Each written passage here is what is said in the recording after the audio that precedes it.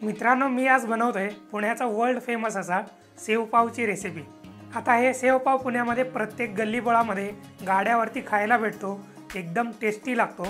आता या सेवपावमध्ये टाकलं जाणारं लाल चटणी, हिरवी चटणी आणि त्याचबरोबर मित्रांनो मायोनीज यामध्ये टाकलं जातं। ते पण मायोनीज आपण घरच्या घरी बनवून घेणार आहोत, त्यामुळे आपला सेवपाव एकदम टेस्टी लागणार आहे, एकदम कडक लागणार आहे। चला तर मग फटाफट रेसिपीला स्टार्ट करूया। हो, पण त्याच्या आधी चॅनलला सबस्क्राइब करा, लाईक करा आणि कमेंट करायला विसरू नका। तर मित्रांनो, सगळ्यात आधी मी लालवाली चटणी तयार करून घेणार आहे। त्याच्यासाठी मिक्सरच्या जारमध्ये एक टोमॅटो घेतला आहे मीडियम साईजचा आणि त्याचबरोबर 5 ते 6 बॅडगी मिरच्या घेतलेल्या आहेत। या बॅडगी मिरच्यामधल्या बिया काढून घेतल्या होत्या, म्हणजे त्यामधला थोडासा तिखटपणा कमी होईल आणि अर्ध्या तासासाठी गरम पाण्यामध्ये भिजत ठेवल्या होत्या। आता या बॅडगी मिरच्या चांगल्या प्रकारे पाण्यामध्ये भिजलेले आहेत, एकदम मऊदार असे झालेले आहेत। आता मी यामध्ये लसणाच्या पाकळ्या टाकून घेतोय। या लसणाच्या पाकळ्या थोड्याशा जास्त टाकून घ्या, टेस्ट चांगला येईल। आणि त्याचबरोबर यामध्ये 1 चमचा जिरा टाकून घेतोय आणि आता सगळ्यात शेवटी थोडासा चवीपुरतं मीठ यामध्ये टाकून घ्यायचं, झाकण बंद करून घ्यायचं आणि मिक्सरला लावून एकदम बारीक अशी पेस्ट तयार करून घ्यायची। हे बघा मित्रांनो, अशा प्रकारे एकदम बारीक अशी आपली पेस्ट तयार झालेली आहे। लाल चटणी याला आपण म्हणतो। यामध्ये थोडेसे आपण लसणाच्या पाकळ्या जास्त टाकून घेतल्यामुळे ना याचा टेस्ट एकदम भारी लागतोय, वास पण एकदम भारी येतोय।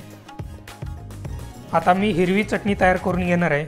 त्यासाठी 1 वाटी कोथिंबीर यामध्ये टाकून घेतोय आणि त्याचबरोबर अर्धी वाटी पुदिना टाकून घेतोय। आता यामध्ये हिरवी मिरची टाकून घेतोय। हिरवी मिरची थोडीशी कमी जास्त तुम्ही करू शकता।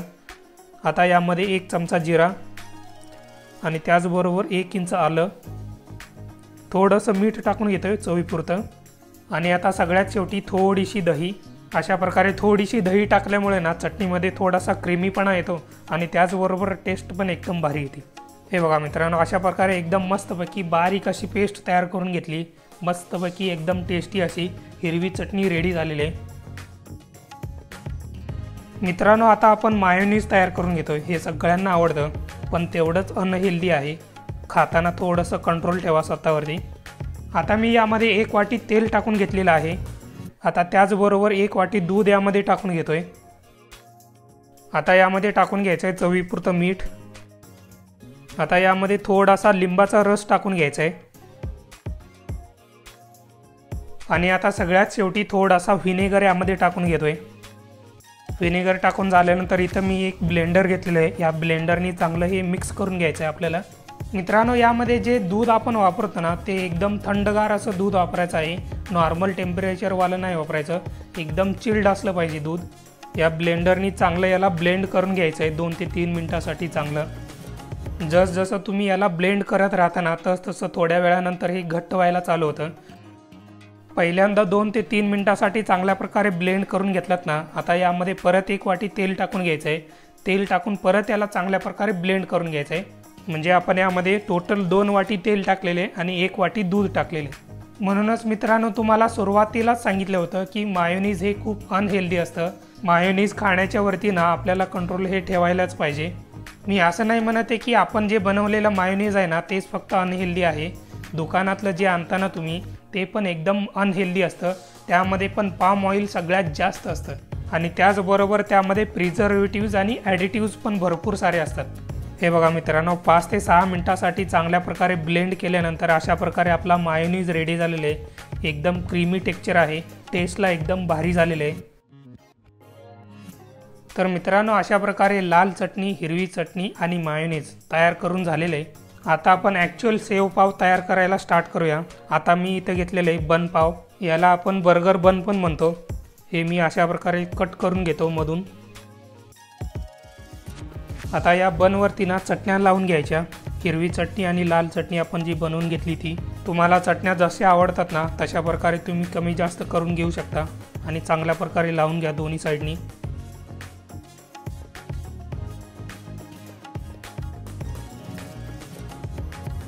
आता मी यावरती कांदा ठेवून घेतो। कांद्याचे स्लाइस करून घेतलेले आहेत बारीक। या अशा प्रकारे 2 कांद्याचे स्लाइस ठेवून घेतलेले आहेत आणि त्यानंतर ना यावरती आता टोमॅटोचे स्लाइसेस ठेवून घेतो, बारीक 4 ठेवून घेतलेले आहेत। आता लालवाली चटणी लावून घेतलेला बनचा तुकडा आहे ना यावरती ठेवून घेतो आणि या बनला ना दोन्ही साईडनी चांगला आपल्याला भाजून घ्यायचं आहे बटर लावून। तर त्यासाठी मी इथे एक तवा गरम करून घेतलेला आहे। या गरम तव्यावरती बटर लावून घेतो आणि सगळीकडे लावून घेतो थोडंसं आणि त्यावरती आपला बन ठेवून घेतो आणि बनला चांगल्या प्रकारे भाजून घेतो एका साईडनी। एका साईडनी बन चांगल्या प्रकारे भाजून झालेले, आता दुसऱ्या साईडनी पण चांगला भाजून घ्यायचं आहे। त्यासाठी मी थोडासा बटर इथं लावून घेतलेला आहे। आता दुसऱ्या साईडनी पलटून घेतो बन आणि चांगल्या प्रकारे इकडं पण भाजून घेतो।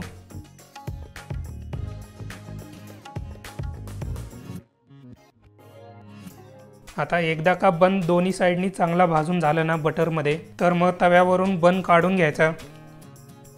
आता मी लसूण सेव इथं टाकून घेतोय। ही लसूणची सेव तुम्हाला बेकरीमध्ये वगैरे सहज भेटून जातं किंवा स्वीट मार्टमध्ये तर भेटूनच जाईल तुम्हाला।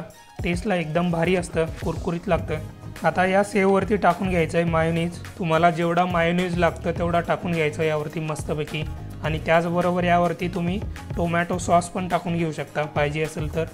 आता मी यावरती लाल चटणी आणि हिरवी चटणी दोन्ही टाकून घेतोय। लाल चटणी आणि हिरवी चटणी टेस्टला एकदम भारी झालेली आहे। जर तुम्हाला चीजवाली सेवपाव बनवायची असेल ना, यावरती चीज पण तुम्ही किसून टाकून घेऊ शकता, ते पण एकदम भारी लागतं। आता वरून थोडीशी कोथिंबीर टाकून घ्यायची मस्तपैकी। तर मित्रांनो, अशा प्रकारे एकदम मस्तपैकी एकदम साध्या सोप्या पद्धतीने आपला क्रीमी असा आणि कुरकुरीत असा सेवपाव रेडी झालेला आहे। टेस्टला एकदम भारी आणि एकदम अद्वितीय असा आपला सेवपाव रेडी झालेला आहे। अशा प्रकारे तुम्ही पण तुमच्या घरी सेवपाव एकदा नक्की ट्राय करा। मग काय मित्रांनो, कसा झालाय सेवपाव? एकदम मस्त झाले की नाही? यामध्ये जे आपण लसूण सेव टाकलेत ना, ते छान एकदम कुरकुरीत लागत आहेत आणि त्याचबरोबर यामध्ये हिरवी चटणी, लाल चटणी आणि मायोनीज टाकल्यामुळे ना त्याची टेस्ट एकदम भारीच लागते। तर मग मित्रांनो, तुम्ही पण तुमच्या घरी एकदा नक्की ट्राय करताय ना? नक्की ट्राय करा आणि मला कमेंट करून सांगा तुमचा सेवपाव कसा झाला तो। चला तर मग जाता जाता रेसिपी आवडली असेल तर लाईक करा, कमेंट करा आणि सगळ्यात महत्त्वाचं मित्रांनो, चॅनलला सबस्क्राईब करायला विसरू नका।